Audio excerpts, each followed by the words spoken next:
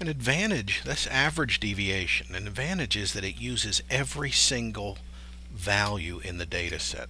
Unfortunately, it uses absolute value, which is not easily manipulated mathematically. So unfortunately, the average deviation consequently doesn't get used much. But it does lay an important foundation for the most popular measure of dispersion, called the standard deviation. The standard deviation also uses deviations from the mean. So we have, the mean was 81, we used deviations, but instead of taking the absolute value to get rid of the negative numbers, what the average deviation does, or standard deviation does, is it squares those deviations. And as you know, when you square a negative number, you end up with a positive number. So in doing the standard deviation, we're going to take the deviations and square them. Very common process. And we end up with, and add up those squared deviations, divide by the number of items, and we are going to finally then take the square root, and we get a standard deviation of 6.6. Once again, interpreting the standard deviation, I tend to oversimplify it, and I'll typically say, the typical amount that each value is away from the mean is 6.6. That's a very gross simplification, but it is about the only interpretation that we can do. Its standard deviation is represented by the Greek letter sigma, indicating the standard deviation of a population. And here's the formula that we just followed.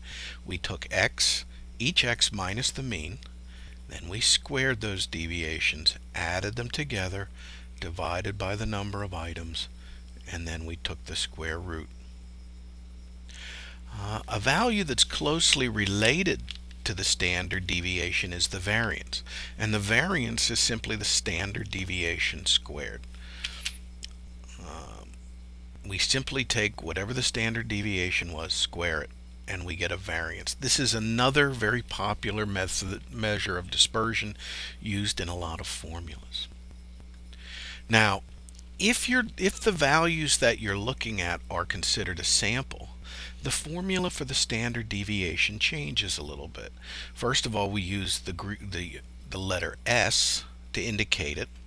Secondly, instead of dividing by n, we divide by n minus 1.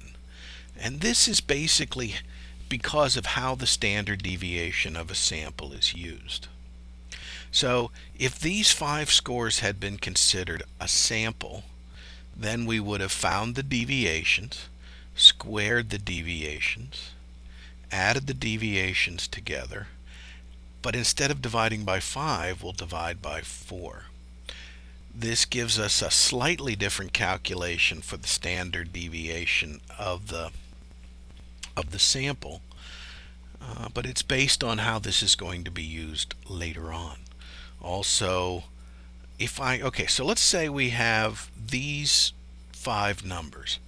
I'd like you to pause the video and compute the standard deviation of this population.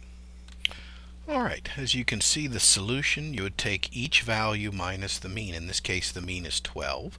Each value minus the mean, and then square it.